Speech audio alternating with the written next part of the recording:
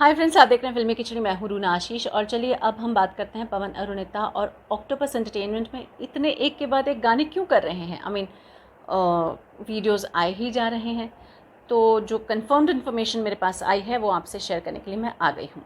Friends, आपने तो देखा होगा पिछले कुछ 2 या 3 दिन में एक साथ बहुत सारे वीडियोस आए हैं।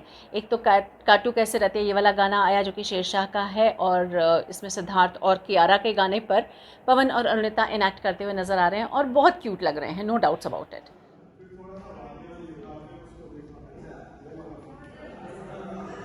उसके बाद फिर 4 दोस्तों वाली जो दोस्ती वाली कहानी है वो बताते हुए निहाल और साइली और पवन अरुणिता चारों दिखाई दिए हैं।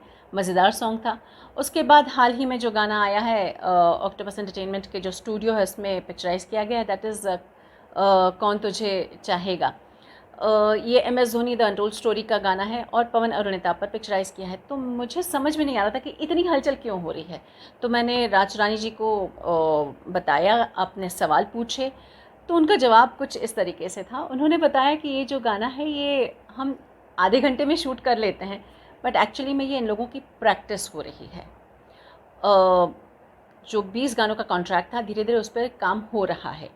मतलब गाने की अगर मैं बात करूँ तो थोड़ी सी रिहर्सल्स करते हैं और ये इतने परफेक्ट हैं कि जल्दी से पकड़ लेते हैं। तो हो सकता है आने वाले कुछ दिनों में इसका गाना रिकॉर्ड कर भी लिया जाए।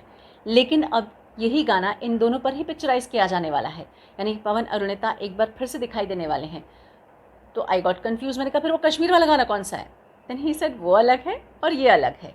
ये वाला गाना भी रोमांटिक नंबर होगा, बहुत सूदिंग सा नंबर होगा और कुछ इस तरीके से पिक्चराइज़ किया जाएगा कि वो स्लो मोशन चल रहा होगा। इसलिए पिछले कुछ दिनों से इसी की प्रैक्टिस में लगे हैं।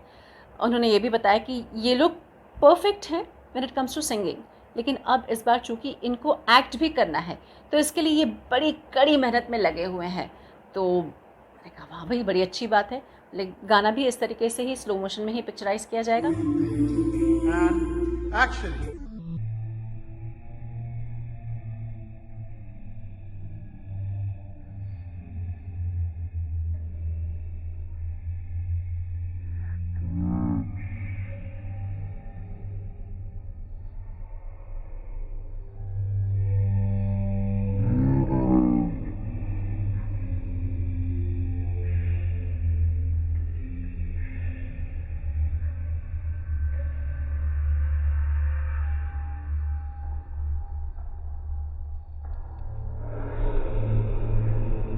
फिर मैंने पूछा कहाँ किया जाएगा। स्टूडियो में कर रहे हैं, मुंबई में कर रहे हैं या कहीं और किसी और शहर के बारे में सोच रहे हैं। तब राज जी ने बताया कि पॉसिबली गोवा का हम लोग सोच रहे हैं।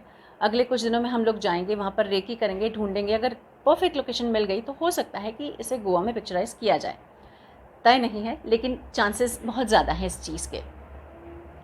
परफेक्शन एकदम सही वाली लोकेशन मिल गई तो हो सकता है कि मिड तक इसे शूट कर लिया जाए और सितंबर एंड तक ये लोगों के सामने भी आ जाए। मैंने कहा वाह भाई, बड़ी अच्छी खबर आ रही है ये आपकी तरफ से। मेरे हिसाब से ये दोनों जिस तरीके से मेहनत कर रहे हैं, इन्हें ऑल द बेस्ट तो बिल्कुल बनता है। और साथ ही साथ ये भी बता दूं कि पवन अरुणिता इन दिनों सिर्फ ऋतिक रोशन से यानी HR से नहीं मिल रहे हैं, दूसरे HR से भी मिल रहे हैं, यानी कि हिमेश रेशमिया जी से भी मिल रहे हैं उनके गाने के प्रैक्टिस के लिए।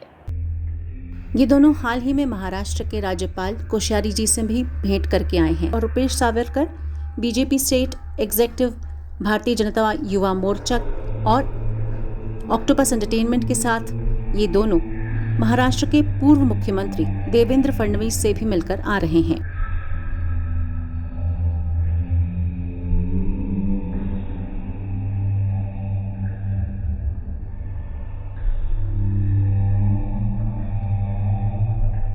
है ना अच्छी खबर? All the best and good news एक साथ लिख कर बताइए। जय हिंद।